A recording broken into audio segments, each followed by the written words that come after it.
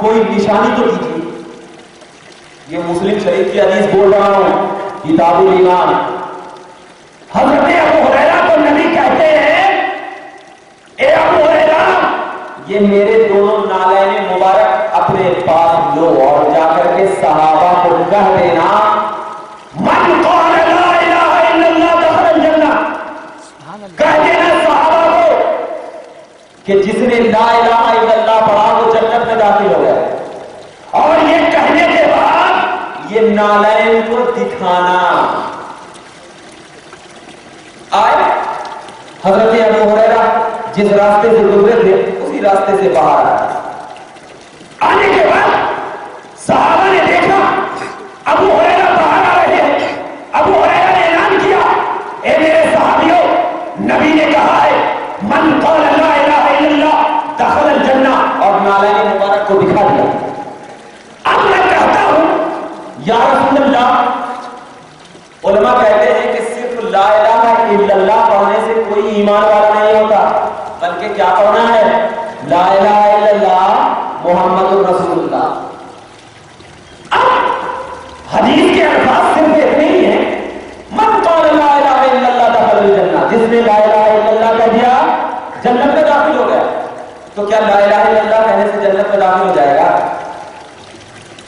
تو ابو ہریرہ نے جیسے ہی الفاظ کہا من قال لا الہ الا اللہ دخل الجنہ تو ان کو یہ نالین مبارک بھی دکھایا. مطلب یہ ہے کہ لا الہ الا اللہ پڑھنے کے بعد نبی کے اس نالین کو بھی ماننا، کیونکہ جس کے سینوں میں لا الہ الا اللہ کی چمک ہوتی ہے وہی نالین نبی تک پہنچتا ہے. اور جو نالین نبی تک پہنچ گیا محمد عربی کو مان لیا، اور محمد عربی کو ماننا ہی محمد رسول اللہ کی پہچان ہوا. سبحان اللہ. اسی لیے ہم لا الہ الا اللہ پڑھتے ہیں اور پڑھنے کے بعد نبی کے نالین میں گرتے ہیں اور یہ بتا دیتے ہیں کہ ہماری پہنچ تو نبی کے نالین تک ہے کہ نبی ٹھوکر ماریں گے تو صحابی بن جائیں گے، اور نبی ہاتھ اٹھائیں گے تو صحابی ملے گا، اور نبی کو تم گالی دے دو گے تو صحابی بن جاؤ.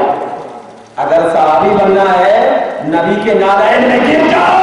جس طرح ابو ہریرہ نے نبی کے نالین کو اپنے پیر میں نہیں رکھا، بلکہ ابو ہریرہ سے پوچھتے ہیں اے ابو ہریرہ نبی کے نالین کو تم نے کہاں رکھا؟ ابو ہریرہ کہتے ہیں میں نے اپنے سینوں میں رکھا، سینوں سے میں نے چوما، چومنے کے بعد سر پر رکھا. میں کہتا ہوں ابو ہریرہ چپل تو پیر میں پہننے کے لیے ہوتی ہے، تو سر میں کیوں رکھا؟ کہا اے بے وقوف وہ اور کی چپل ہوگی جو پیر میں پہنی جاتی ہے، یہ نبی کے پیر کا نالین ہے، سر کا تاج بن جاتا ہے. وہ بھی اگر میں اس کو سر میں آج رکھوں گا تو کل قیامت میں خدا کہے گا یہی پکا غلام ہے، کیونکہ یہی کے سر میں نبی کا نالین ہے. لہذا نالین والے کے لیے راستہ چھوڑ دو، جنت کا سیدھا راستہ مل رہا ہے، سیدھا راستہ مل رہا ہے.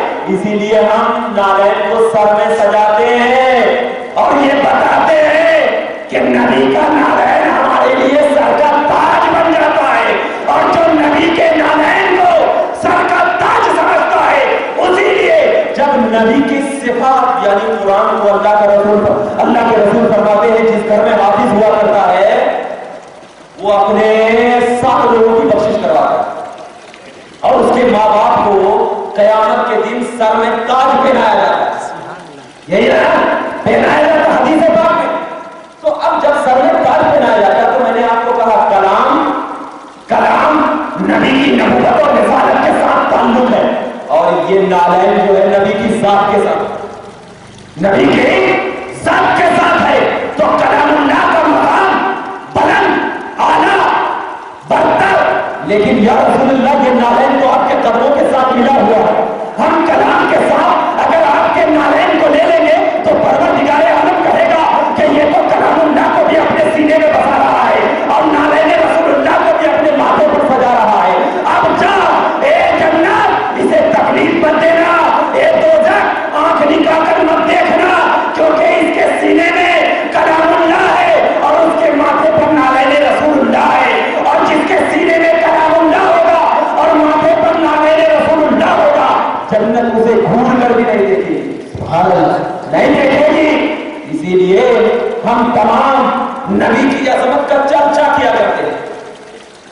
मैं आपको बताता हूं कि कयामत में तमाम नबी नफ्सी नफ्सी के आलम में, ये बात आपने सुना होगा, नफ्सी नफ्सी के आलम में होगी, लेकिन नबी पाक को ही मकाम महमूद अता किया गया। पूछेंगे मकाम महमूद क्या है, तो वही मकाम शफाअत। मैं पूछता हूं आदम पहले आए, उनको क्यों नहीं अता किया? मूसा ईसा तमाम लोग आए, उनको क्यों नहीं अता किया? नबी को क्यों अता किया जाएगा? तो उन लोगों को बताने के लिए, देख तू दुनिया में मेरे नबी की अजमत को नहीं मानता था, आज मान, आज मानेगा भी तो कुछ भी नहीं होगा। हम लोगों के लिए नहीं है, क्योंकि हम तो नबी की अजमत पे कुर्बान जाते हैं। सुभान अल्लाह। मुजद्दिद आज़म कहते हैं आज ले उनकी पनाह, आज मदद मांग उनसे। किसके लिए कहते हैं? सुन्नियों के लिए नहीं, अहले सुन्नत व जमात के लिए नहीं, बल्कि जो नबी की अजमत को कल कयामत के दिन देखेंगे कि नबी की शफाअत के बगैर किसी का छुटकारा नहीं है, नबी शफाअत करेंगे तभी जन्नती होगा। तो मुजद्दिद आज़म कहते हैं उस वक्त खुदा की बारगाह में मोटे मोटे आंसू को लेकर ही तू जाएगा ना, और कहेगा मौला मैं आज तुझे और तेरे रसूल की अजमत को मानता हूं।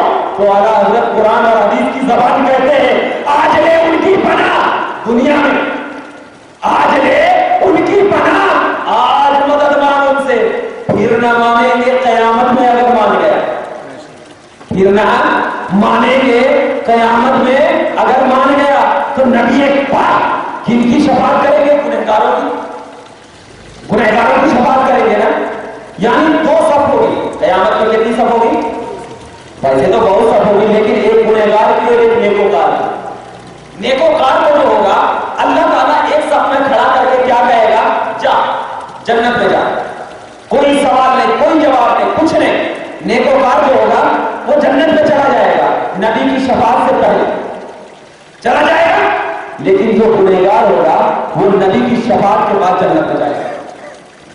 लेकिन जब अल्लाह उस नेकोकार को जन्नत में जाने का हुक्म देगा तो वो नेकोकार जन्नत में अभी डायरेक्ट नहीं जाएंगे, जन्नत के दरवाजे पर खड़े होकर देखेंगे कि गुनहगार के लिए नबी करते क्या कर रहे हैं, क्या कर रहे हैं।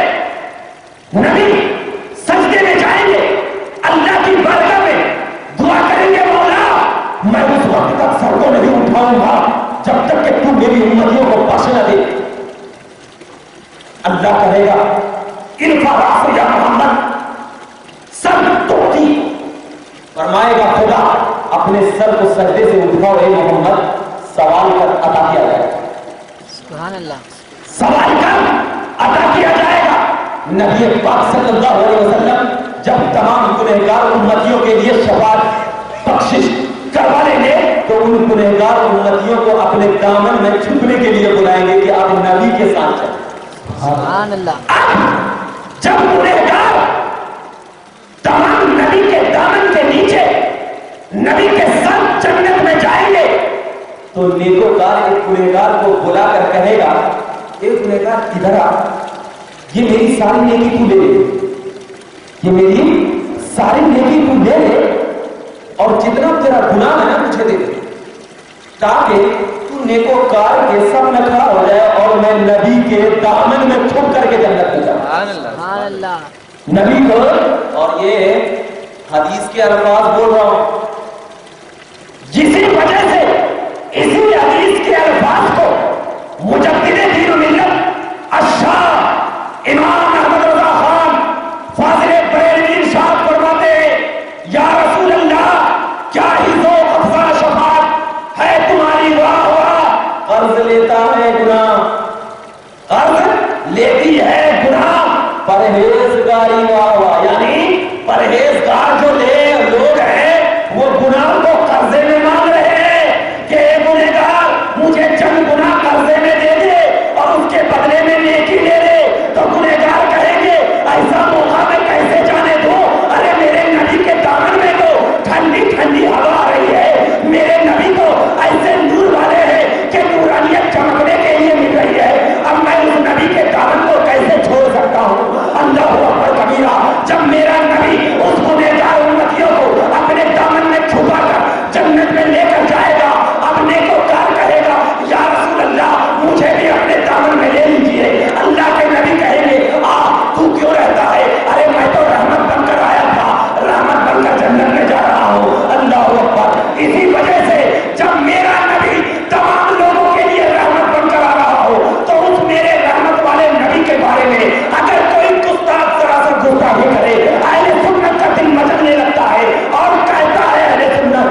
रहमत वाला नबी है, इसकी गुस्ताखी मैं कैसे करूंगा? तो नबी पाक के सहाबा ने इस बात का ऐलान कर दिया कि दुनिया वालों, नबी की जात ऐसी है कि जब नबी किसी को छू लेता है तो उस पर दोज़ख की आग भी हराम हो जाती है, देख लेता है उस पर दोज़ख की आग भी हराम हो जाती है। मैं हदीस पाक का टुकड़ा देता चलूं कि बुखारी शरीफ की हदीस पाक है, हजरत आयशा रज़ियल्लाहु ताला अन्हा ने अल्लाह के मुक़द्दस नबी सल्लल्लाहु अलैहि वसल्लम एक जगह से तशरीफ लाए, आपका पूरा जिस्म कच्चा हो गया, कपड़ा कच्चा हो गया। हजरत आयशा को कहते हैं, ए आयशा, ये कपड़े को जाकर के जरा सा सूखा दो। हजरत आयशा जाकर के उस कपड़े को तन्नूर समझते हैं, रोटी जो पकाई जाती है भट्टी के आगे, भट्टी की, नबी पाक के उस कपड़े को लेकर हजरत आयशा 4 घंटे तक तन्नूर के पास खड़ी हो जाती, मगर वो उस कपड़े को सुखाता नहीं, नबी पाक की बारगाह में दौड़ते हुए जाती, या रसूल अल्लाह, मैं 4 घंटे के साथ इस आग के करीब आपके कपड़े मुबारक, कमी से मुबारक को लेकर ठहरी, लेकिन आग इसको नहीं सुखा रही है। तो नबी पाक क्या जवाब देते हैं, ए आयशा, क्या तुझे नहीं मालूम कि जो कपड़ा नबी के जिस्म से टच हो जाए, जो कपड़ा नबी के जिस्म से टच हो जाए, नबी जिस चीज को छू ले, नबी जिस चीज पर निगाह कर ले, जहन्नम की आग उस पर हराम हो जाती है। तो जब एक बात ध्यान में रखना, अकीदा दे रहा हूं, जब नबी के जिस्म वाले कपड़े को आग नहीं सुखा रही है, जरा बता, जिसके सीनों में नबी का खून दौड़ रहा हो, उसको कैसे आग छुपा सकती है, उसको कैसे आग जला सकती है? इसीलिए अरे हम बलियों की बारगाह में जाते हैं, इसलिए जाते हैं कि वो नबी का खून उनके सीनों में दौड़ रहा है, अहले बैत का खून उनके सीनों में दौड़ रहा है। तो हम ये बताना चाहते हैं, ए दुनिया वालों, जब नबी के जिस्म पर कोई कपड़ा आ जाए तो दुनिया की आग उसे नहीं जला सक रही है, तो नबी का खून जिसके सीनों में आ जाए, जहन्नम की आग कैसे जला? सुभान अल्लाह, नारे तकबीर, अल्लाहु अकबर, नारे रिसालत, या रसूल अल्लाह। इसी वजह से एक आखिरी हदीस आपके सामने पेश करता चलता, नबी पाक ने हजरत उमर और तमाम सहाबे किराम मदीनतुल मुनव्वरा में बैठे हुए, अल्लाह के नबी का आखिरी खुतबा है, मस्जिद नबवी की बात हो, फरमाते हैं, अल्लाह के नबी ने फरमाया, बता, किसी का मुझ पर कर्ज है कोई, मैं उसको दुनिया ही में अदा कर देना चाहता हूं। एक सहाबी खड़े होते कहते हैं, या रसूल अल्लाह, आपने मुझे कोड़ा मारा था, मैं भी मारू। हजरत उमर का ये बोली सुनकर आंख अल्लाह में पीला हो जाता है, तलवार बयान से निकाली, कहा, इतनी जुर्रत कि तू नबी के सामने ये अल्फाज कहता है, कसम खुदा की तेरा सर गर्दन से जुदा कर दूंगा। नबी कहते हैं, उमर बैठो, देखना, और ये हदीस से 3 अकीदा मिलेगा, गायबे रसूल भी मिलेगा। बाद लोग पुकारते हैं ना कट्टों पे बैठ के, रसूल को उनमें गैब नहीं, उनमें गैब नहीं, उनमें गैब नहीं, तो मैं कहता हूं, रसूल को उनमें गैब नहीं, क्या तेरे बाप को उनमें गैब है? किसको इनमें गैब है? रसूल को नहीं है, अल्लाह को। अल्लाह को है तो नबी को है, अल्लाह का महबूब है, तो अपने महबूब को अल्लाह ने तो दिया होगा ना कुछ ना कुछ। जब आज की एक लवर को बड़ा मल्टीमीडिया फोन दे सकता है कोई लवर, दे सकता है, नहीं दे सकता, ये नहीं पूछता है कि 30,000 का है कि 40,000 का, क्यों तेरे अंदर 40,000 की ताकत, क्या तेरी ताकत अल्लाह से ज्यादा है? नहीं, अल्लाह से ज्यादा नहीं किसी इंसान की ताकत। जब अल्लाह से ज्यादा ताकत नहीं है तो अल्लाह ने अपने नबी को हबीब कहा, महबूब कहा, प्यारा कहा। तो जब अल्लाह ने अपने रसूल को हबीब कहा तो पता हबीब को क्या क्या नहीं अता किया होगा। ये तेरे रसूल, तेरे عقل کی گندگی ہے، تو نبی کی نبوت کو نہیں جان سکا تو نبی کی حقیقت کو کیسے پہچانے گا؟ میں یہ بتانا چاہ رہا ہوں، صحابی اٹھے کہا یا رسول اللہ آپ نے مجھے ایک کوڑا مارا تھا میں بھی ماروں گا۔ نبی منبر سے اترنے کے بعد کہا ٹھیک ہے مارو۔ کہا یا رسول اللہ آپ نے مجھے پورے بدن میں مارا تھا میں بھی ماروں گا۔ آپ پہلے بدن کپڑا کھول لیجیے۔ حضرت عمر اور غصے میں آ گئے، ارے اتنی جرأت؟ نبی نے اپنا پورا بدن مبارک کھول دیا، جیسے ہی کھولا۔ صحابہ کا عشق دیکھیے، جو لوگ کہتے ہیں چونا شرک ہے ان کے لیے بھی دلیل ہے۔ عشق دیکھیے صحابہ کا، نبی نے اپنے جبے مبارک کو جیسے کھولا، صحابی کیا ہی خوش نصیب ہوگا وہ صحابی۔ تمام لوگ دیکھتے دیکھتے دیکھ رہے ہیں آخر یہ کرتا ہے تو کیا کرتا؟ وہ دوڑتے دوڑتے گئے اور نبی پاک صلی اللہ علیہ وسلم کے مہر نبوت کو چوم لیا۔ سبحان اللہ، چوم لیا، اعلان کر دیا یا رسول اللہ آپ نے ہی کہا تھا کہ جس نے میرے مہر نبوت کو چوم لیا اس پر جہنم کی آگ حرام ہو گئی۔ اب ذرا بتا کہ جب مہر نبوت کو چومنے سے جہنم کی آگ حرام ہو سکتی ہے تو خون نبوت کو چومنے سے جہنم کی آگ کیسے حرام نہیں ہوگی؟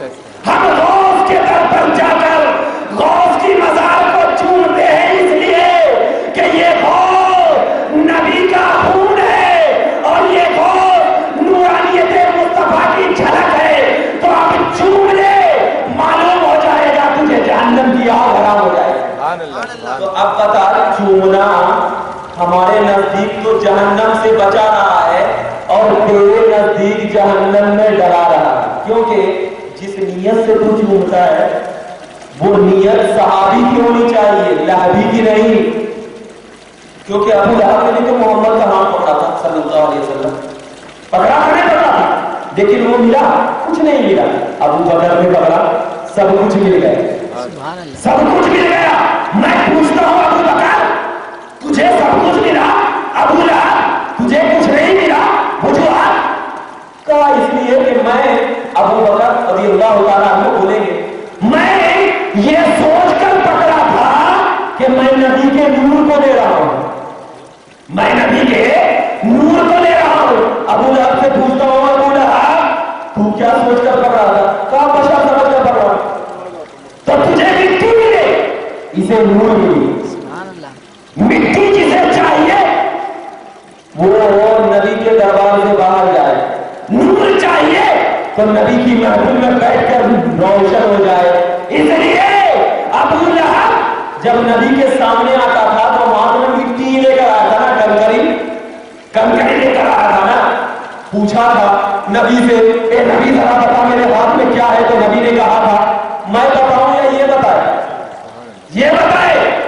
تو اب نبی نے وہاں پر بھی نورانیت ظاہر کر دیا اور دنیا والوں کو بتا دیا میرے نور کی روشنی ایسی ہوگی کہ 1400 سال بعد بھی اگر کوئی عاشق رسول میرے نور کی نورانیت میں پڑے گا تو کوئی روشن کرے گا، کوئی کھانا کھلائے گا، کوئی جشن منائے گا، کوئی میلاد سجائے گا، کوئی نیکیاں کرے گا، کوئی جلوس نکالے گا، کوئی جلسے کرے گا اور یہ بتا دے گا کہ یہ کوئی شرک و بدعت نہیں بلکہ نبی اور صحابہ کی سنت ہے، اور جو علیکم بسنتی وسنت الخلفاء الراشدین، جو میری سنت اور خلفاء راشدین کی سنت پر عمل کرے گا وہی جنتی ہے۔ اسی لیے مسلمانوں ہم آج میلاد مناتے ہیں، رسول اللہ کی عظمت کا ذکر کرتے ہیں اور یہ بتا دیتے ہیں کہ یہ میلاد یہ رسول اللہ کا ذکر اللہ کہہ رہا ہے تو ہم یہ کر رہے ہیں، تو ہم خدا کی سنت ادا کر رہے ہیں۔ اسی لیے ہم تمام یہاں سے اٹھے تو یہ عقیدہ لے کر اٹھے کہ نبی نور والے ہیں اور ہم نور والے کے سائے میں پڑھ رہے ہیں تو ہمارا سینہ بھی نور والا ہے۔ لہذا ہم تمام کو یہ چاہیے کہ نبی کی نورانیت کو اپنے سینے میں لائیں، اور جو لوگ میلاد النبی مناتے ہیں اور کرتے ہیں تو ان تمام کو یہ بات ذہن نشین رکھنی چاہیے کہ میلاد النبی یہ قرآن و حدیث کا فیصلہ ہے، اور اسی بنیاد پر میں نے میلاد النبی کے موقع پر ایک کتاب لکھی، میلاد مصطفیٰ۔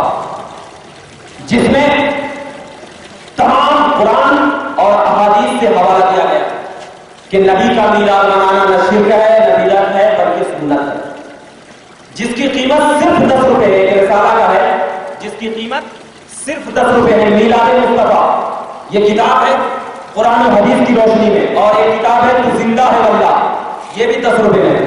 اس میں نبی صلی اللہ علیہ وسلم زندہ ہے صرف قرآن سے، صرف قرآن سے، اور یا محمد پکارنا بھی جائز ہے وہ حدیث پاک سے۔ اور یہ میلاد مصطفیٰ، نبی کا میلاد منانا جائز ہے قرآن و حدیث اور علماء کی روشنی میں، لہذا آپ لوگ جاتے جاتے ضرور ایک کتاب لے کر جائیں، صرف اس کی قیمت 10 روپے ہے، آپ لوگ 10 روپے دیں اور انشاءاللہ تبارک و تعالی میلاد مصطفیٰ اور نبی کی زندگی کا ثبوت مانیں، اور جن لوگوں کو بھی چاہیے تو وہ کتاب بچے کے پاس ہے وہ لیتے جائیں، انشاءاللہ تبارک و تعالی بہت زیادہ فائدہ ہوگا۔